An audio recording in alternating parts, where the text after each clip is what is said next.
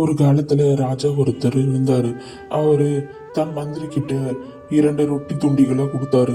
ஒரு ரொட்டி துண்டுல நிறைய வைர கற்கள் உள்ள வச்சிருந்தாரு. இன்னொரு ரொட்டி துண்டு சாதாரண ரொட்டி துண்டு.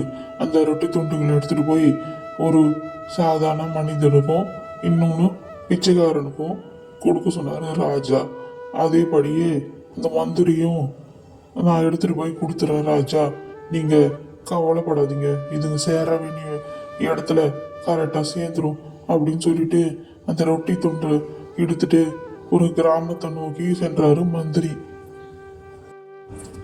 அடடா, இவ்வளோ நேரம் தேடியும் ஒரு பிச்சைக்காரனையும் ஒரு சாமியாரையும் காண முடியவில்லையே அப்படின்னு சொல்லிட்டு மந்திரி ஊர் முழுக்க தேடிக்கினே போனாரு. இந்த ரொட்டி துண்டுகளை அந்த நபரிடம் ஒப்படைத்து விட வேண்டும் என்று மந்திரி நடந்து கொண்டே சென்றார்.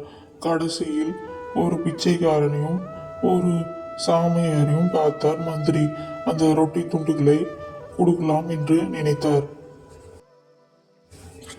இங்க பாருங்கப்பா, உங்களுக்காக தான் இந்த ரொட்டி துண்டு நான் எடுத்துட்டு வந்திருக்கேன் அப்படின்னு சொல்லிட்டு சாமியார் கிட்ட ஒரு ரொட்டி துண்டும் பிச்சைக்காரனுக்கு ஒரு ரொட்டி துண்டும் கொடுத்தாரு.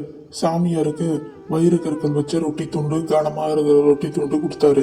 பிச்சைக்காரனுக்கு சாதாரண ரொட்டி துண்டு கொடுத்தாரு. ஆனால் அந்த சாமியாரோ இது கனமாக இருக்குது, இது வேகவில்லை அப்படின்னு நினச்சிட்டு அந்த வயிறு கற்கள் உள்ள ரொட்டி துண்டை பிச்சைக்காரனுக்கு கொடுத்துட்டாரு சாமியார். பின்பு சாதாரணமாக இருந்த ரொட்டி துண்டை சாப்பிட்டுட்டு இருந்தாரு சாமியார். அந்த பிச்சைக்காரனும் இந்த ரொட்டி துண்டுகளை வீட்டுக்கு எடுத்துட்டு போய் பார்த்தோன்னே அதில் வைர கற்கள் இருப்பதை பார்த்து அதிர்ச்சி அடைந்தான். தன் அம்மாவிடம் பாதி ரொட்டி துண்டு கொடுத்து விட்டு தானும் உண்ணலாம் என்று நினைத்தான். ஏன்பா, நீ ரொம்ப அதிர்ஷ்டசாலி தான்ப்பா. இன்னைக்கு உனக்கு வைர கற்களே கிடச்சிருக்கு. உன் வாழ்க்கையே மாறப்போகுது. இந்த வைர கற்களை நீயே வச்சுக்கப்பா அப்படின்னு அவங்க அம்மா சொல்லிட்டு இருந்தாங்க.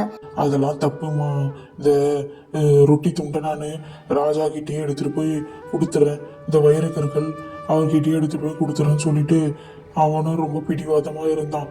அந்த வைர கற்களை எடுத்துட்டு ராஜாவை பார்க்கலாம் அப்படின்னு சொல்லிட்டு போனான் அந்த பிச்சைக்காரன். ராஜா கிட்ட இதை கொடுத்தாதான் எனக்கு மன நிம்மதியே வரும் அப்படின்னு சொல்லிட்டு ராஜா கிட்ட எடுத்துட்டு போய் கொடுத்தான். ஏன்பா, இந்த ரொட்டி துண்டுல வைரக்கற்கள் நான் தான் வச்சேன், இந்த ரொட்டி துண்டை நீயே வச்சுக்கோ, இந்த வைரக்கற்களை நீயே வச்சுனே ஒரு தொழில் செஞ்சு வளர்ச்சிக்கோ அப்படின்னு சொல்லிட்டு ராஜா சொல்லிட்டு இருந்தாரு. அரிசு, அதனால இந்த வைரக்கற்களை நீயே வச்சுக்கோ அப்படின்னு சொன்னாரு.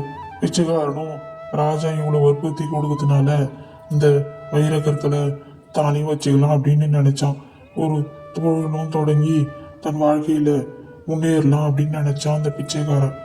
உடனே அந்த ரொட்டி துண்டுகளை வைரக்கற்களை வீட்டுக்கு எடுத்துட்டு போயிட்டான் பிச்சைக்காரன்.